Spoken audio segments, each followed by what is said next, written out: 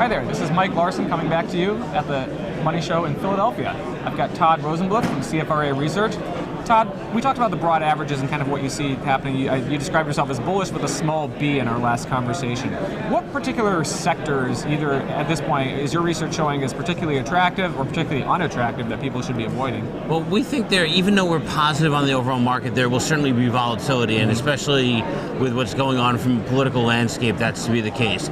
So we're focusing on quality as well as dividend-oriented investments in our research, both at a stock level and the ETF level. And so we can go into some specific picks, but we think investors can reduce the risk profile of their portfolio, still staying in the equity markets with a couple of those approaches. Okay, so dividends and quality. All right. So, and you brought up my next question, really, which was going to be if there were three investments, top investments at this point in the cycle or this point in sort of the market environment, what are you showing? And why would that be? So we think history of dividend increases and a long series of dividend increases is a sign of a company with the financial wherewithal and the stability that's there. So there's an ETF, the ticker is NOBL. It's a ProShares Dividend Aristocrats ETF. It's tied to an S&P index.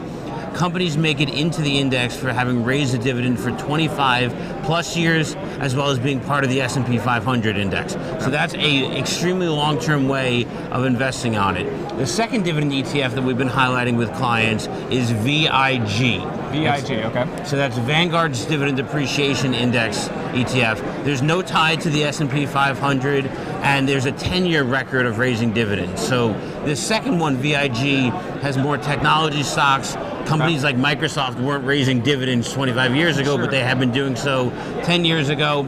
Broadly diversified at a sector level and extremely low cost. So those are two dividend portfolios that we like. Okay, so that was NOBL and VIG, correct?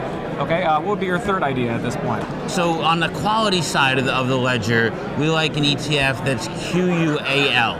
The tickers tend to be nice and easy to figure out where you're going. It's the beginning of the word quality. So this is an iShares ETF that's tied to an MSCI index.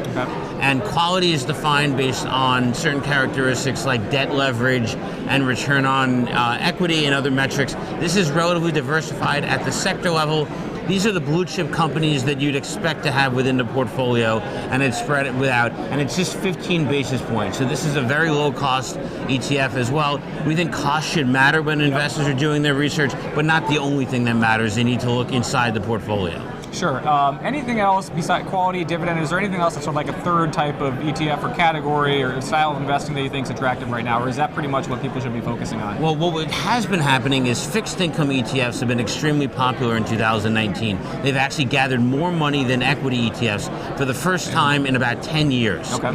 And so investors have a whole array of different products to be able to consider within the toolbox, taking on a little bit of interest rate risk now that rates are relatively low with intermediate or long-term products. IEF is an iShares ETF, or you could do a little bit more if you're willing to take on a bit of a bet with more of a high yield perspective. So HYLB is an ETF. It's a low-cost, cheap, high-yield bond ETF offered by DWS. DWS, okay, perfect. So we've got 3 stock ideas, a couple of bond ideas. That's great information. Is there anything that you can tell in terms of where people can go for more over time? The market's always changing, so where can they keep up with your work?